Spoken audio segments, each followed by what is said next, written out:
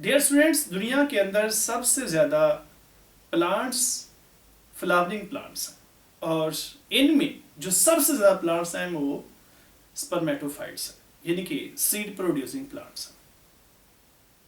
अगर हम प्लांट्स की एवोल्यूशनरी हिस्ट्री को स्टडी करें तो सबसे जो इम्पोर्टेंट इनमें चेंज आई है वो एवोल्यूशन ऑफ सीड है।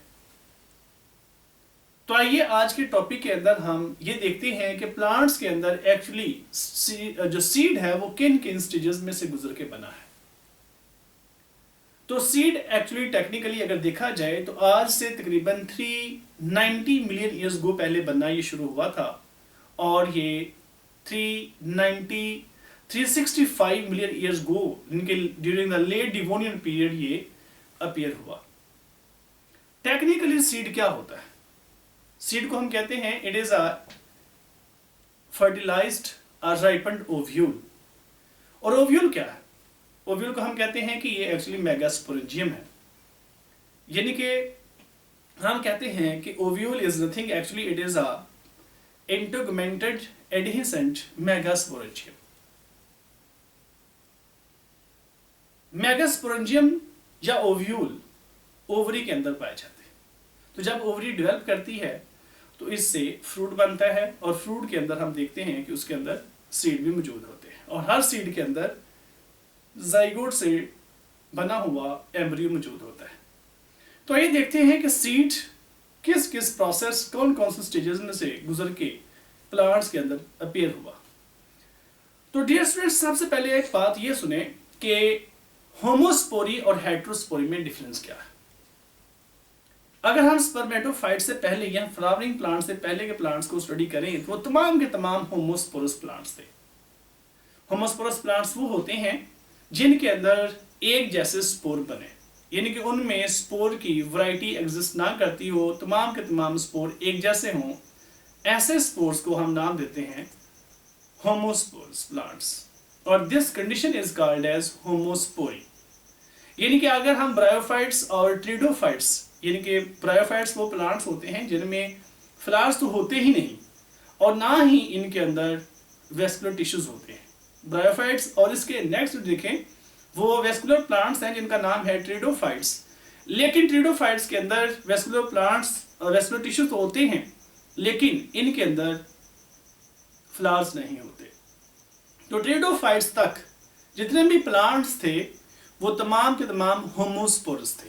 तो ब्रायोफाइट्स और ट्रिडोफाइट्स में आप टेक्निकली एक डिफरेंस लिख सकते हैं कि जो ब्रायोफाइट्स हैं उनमें वो नॉन वेस्कुलर हैं और जो ट्रिडोफाइट्स हैं वो वेस्कुलर हैं। दोनों में कॉमन पॉइंट्स ये हैं कि दोनों ही फ्लावरलेस हैं। तो लेकिन अगर हम इससे एडवांस प्लांट देखें, फ्लावरिंग प्लांट्स, यानी कि अगर हम ट्रैक्योफाइट्स के अंदर ये फ्लावरिंग प्लांट्स स्पर्मेटोफाइट्स में देखें तो इनके अंदर हेटेरोस्पोरी पाई जाती है। इनके वेस्कुलर प्लांट्स से आगे देखें तो उनमें ये हेटेरोस्पोरी एग्जिस्ट करती है। तो हेटेरोस्पोरी क्या है? तो सबसे पहला जो टेक्निकली पॉइंट है इसका वो एवोल्यूशन ऑफ हेटेरोस्पोरी ही है।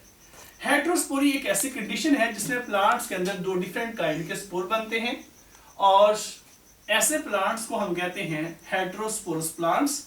और ये स्पोर्स कौन से हैं? Actually these are microspores and megaspores. Microspore जब ग्रो करते हैं तो इनसे ये मेल गैमेटोफाइट बनते हैं। याद रखिएगा, माइक्रोस्पोर्स बनते कहां पे हैं? माइक्रोस्पोरेंजियम में।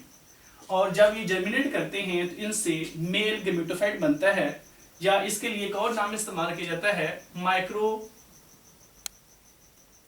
गैमेटोफाइट। इसको माइक्रो गैमेटोफाइट भी कहते हैं और इसको मेल गैमेटोफाइट भी कहते हैं। तो ऐसा माइक्रोस्पोर जिसके अंदर मेल गैमेटोफाइट पाया जाए उसको हम पोलन ग्रेन का नाम भी दे सकते हैं। तो पोलन ग्रेन या माइक्रोस्पोर, ये दोनों में थोड़ा सा डिफरेंस है कि माइक्रोस्पोर हैप्लॉइड होता है नो डाउट, लेकिन जैसे ही माइक्रोस्पोर की जर्मिनेशन होती है और इसमें मेल गैमेटोफाइट बन जाता है तो उसको पोलन ग्रेन का नाम देते हैं। दूसरी तरफ हमारे पास है मेगास्पोर और मेगास्पोर मेगास्पोरेंजियम में बनते हैं और इनके अंदर फीमेल गैमेटोफाइट या मेगा गैमेटोफाइट बनता है। मेगा गैमेटोफाइट अच्छा, तो ये था पहला प्रोसेस या पहली चेंज जो कि सीड एवोल्यूशन के दौरान बनी, that is evolution of heterospory.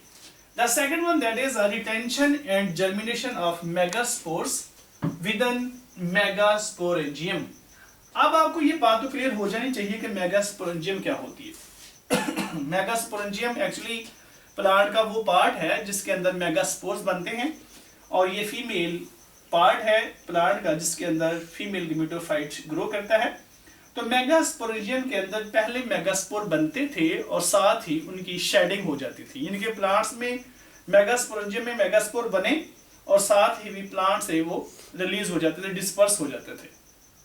लेकिन with the passage of time plants ने क्या किया, they began to retain these megaspores within the megasporangium, and after some duration they disperse them, or you can say that megaspores they escaped from megasporangium।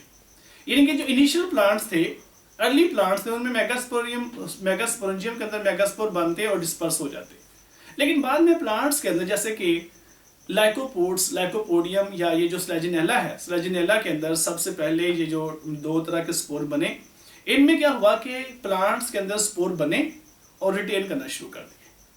लेकिन इसके बाद ये जो plants थे उन्होंने परमानेंटली इनको रिटेन करना शुरू कर दिया, यानी कि मेगास्पोरेंजियम के अंदर इस तरह की चेंजेस आ चुकी कि वो मेगास्पोर को मेगास्पोरेंजियम से बाहर गिरने नहीं देते थे।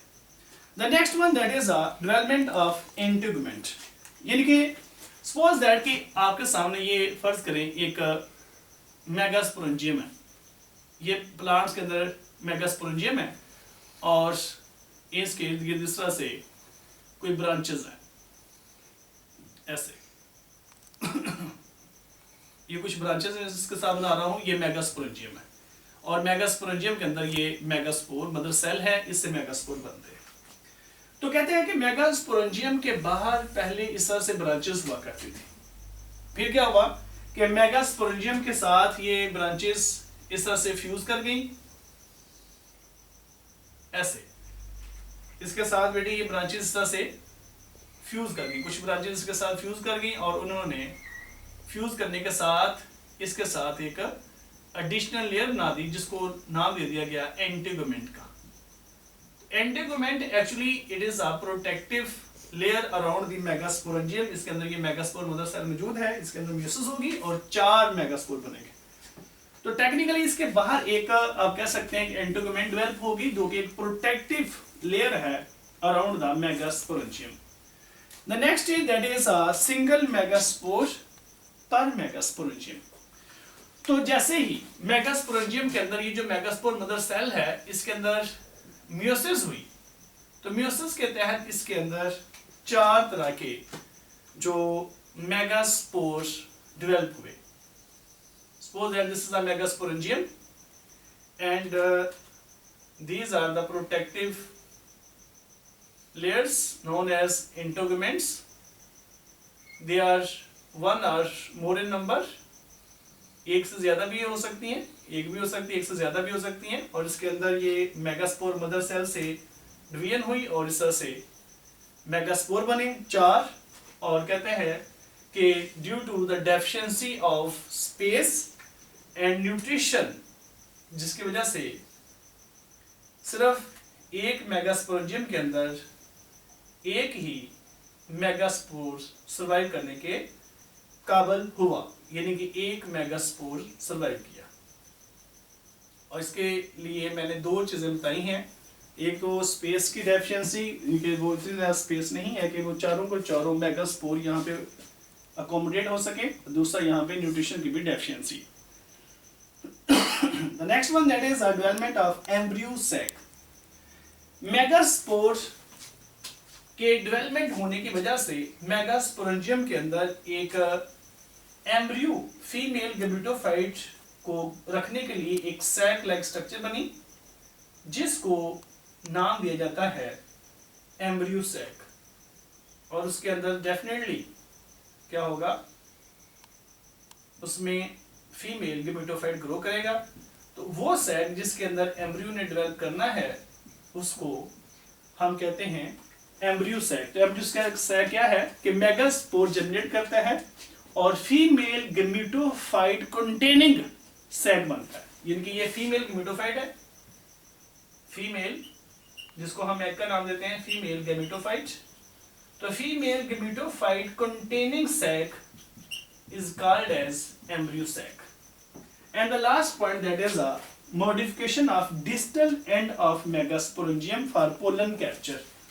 ये जो आपको ओपनिंग नजर आ रही है ना, ये एक्चुअली है इसका प्रोक्सिमल एंड। यहां से क्योंकि कोई मेल गेमेटोफाइट ने मतलब यहां से एंटर होना है, इसको इसका प्रोक्सिमल एंड कहते हैं। इससे जो अपोजिट साइड वाला ये वाला एंड ऊपर वाला, इसको कहते हैं डिस्टल एंड।